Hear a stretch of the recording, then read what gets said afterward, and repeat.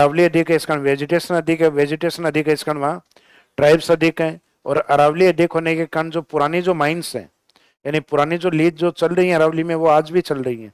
नई लीज 1992-93 के बाद नहीं दी गई। इस कारण जहाँ पे भी लीज दी जाती है माइनिंग के एक लंबे टाइम के लिए दी जाती है, 30 साल, 40 साल, 45 साल, इस तरीके से ली जाती है माइंस की। तो वो लंबे टाइम तक आती है। तो इसका मीनिंग अपने को लगता है कि खनन कार्य तो 1992-93 में प्रतिबंध है यहाँ से। तो प्रतिबंध, कोई नई माइंस लीज पे नहीं दे सकते, जबकि जो पुरानी माइंस हैं वो लीज पे चल रही हैं। वो धीरे धीरे उनकी लीज समाप्त हो रही है, तो वहाँ पे प्रोडक्शन धीरे धीरे समाप्त हो रहा है, यानी वहाँ से और उत्पादन नहीं किया जाएगा। और जो उत्पादन बाई चांस हो भी रहा है तो इसका मीनिंग वो इलीगल हो रहा है, यानी अवैध खनन के रूप में उसको माना जाएगा, लीगल माइनिंग नहीं है। तो इसका मीनिंग लीगल अब कोई लीज अरावली में नहीं दी जा रही, नई लीज। तभी तो ये सुप्रीम कोर्ट और ये जो चक्कर है ये बार बार अपने को काटने पड़ रहे हैं कि माइनिंग लीज वाला एरिया है वो अरावली में बढ़ाना चाह रहे हैं। तभी हम कह रहे हैं अरावली 20 मीटर हाइट पे नहीं है, अरावली 100 मीटर हाइट पर है, ताकि जो 20 और 100 के बीच में जो जोग्राफिकल एरिया है उसको माइनिंग में ले पाए।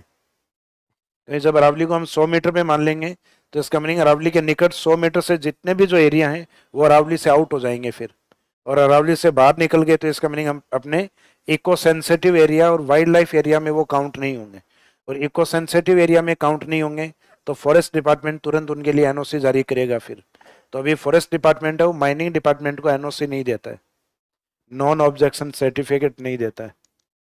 और जब तक एनओसी नहीं देता है फॉरेस्ट डिपार्टमेंट तब तक माइनिंग पॉसिबल नहीं। जैसे बहुत सारे ऐसे कार्य होते हैं ना जिसमें अपने को एनओसी लेना होता है। जैसे फॉर एग्जांपल कल को आप सेलेक्ट हो गए आरएस में और आपने सिंपल ग्रेजुएशन की है, इसका मीनिंग है आपने एजुकेशन को आगे नहीं बढ़ाया, लेकिन बाद में आपकी इच्छा है कि अब एसडीएम बन गए, अब यूं करते हैं पीएचडी भी करेंगे, पीजी भी करेंगे। तो आप डायरेक्ट नहीं कर सकते क्योंकि आपकी उस डिग्री की कोई वैल्यू नहीं होगी अगर आपने छुप छुपा के की है तो। क्योंकि डिपार्टमेंट में जिस दिन आप सेलेक्ट हुए थे उस दिन आपका जो एजुकेशन जो स्टैंडर्ड है वो आपका ग्रेजुएशन ही था। और एक दिन प्रमोशन आया, प्रमोशन में आपने लगा दिया कि मेरा पीजी भी हो गया, पीएचडी भी हो गया, तो डिपार्टमेंट रिकॉर्ड देखेगा कि आपने एनओसी ली थी क्या। एनओसी नहीं ली तो इसका मीनिंग आपकी वो डिग्री लीगल नहीं है फिर। तो इसका मीनिंग आप अपने उच्च अधिकारियों से परमिशन लेते हो और वो आपको अगर अप्रूवल कर देते हैं, परमिशन दे देते हैं, इसका मीनिंग वो आपको एक सर्टिफिकेट जारी करते हैं, एनओसी।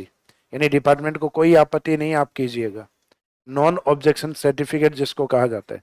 तो अब बड़े एरिया के अंदर मिनरल्स डिपार्टमेंट के सामने समस्या ये है कि अपने को फॉरेस्ट डिपार्टमेंट है वो क्या जारी नहीं कर रहा है, एनओसी। क्योंकि ज्यादातर अरावली का जो एरिया वो इको सेंसिटिव जोन में है।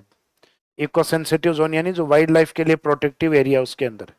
जैसे समुद्र के अंदर एक समुद्र की एक एवरेज हाइट होती है, एक निश्चित जो ऊंचाई होती है, यानी समुद्र जिस समय एक स्टेबिलिटी या स्थिर अवस्था में है तो वो इसका होता है जीरो लेवल।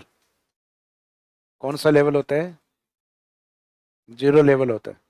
समुद्र का पानी एक निश्चित समय बाद थोड़ा ऊपर उठ जाता है, 2, 3, 4, 5 या 10, 12 मीटर तक।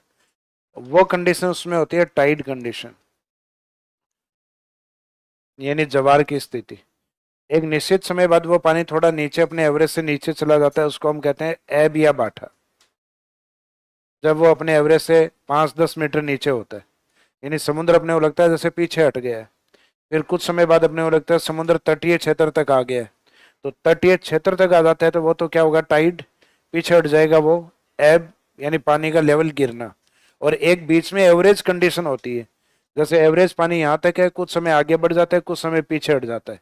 तो ये पीछे हट गया वो एब है, आगे इधर तटीय क्षेत्र की ओर बढ़ गया वो टाइड है, और एक एवरेज स्थिति में रहता है वो होता है सी लेवल। तो इसका मीनिंग है सी लेवल का मीनिंग ये नहीं होता bottom region of sea part. कहीं समुद्रों का जो बॉटम पार्ट है वो कभी इक्वल होता ही नहीं है। समुद्रों की जो तली होती है, यहाँ समुद्र के तल का मीनिंग समुद्र की तली या बॉटम पार्ट ऑफ सी नहीं है। वो तो मुख्यतः महासागरीय मैदान है, जो जगह जगह ट्रेंच या गड्ढे भी हैं, कुछ जगह उभार भी है। तो समुद्रों का जो नीचे का भाग वो बिल्कुल प्लेन नहीं होता।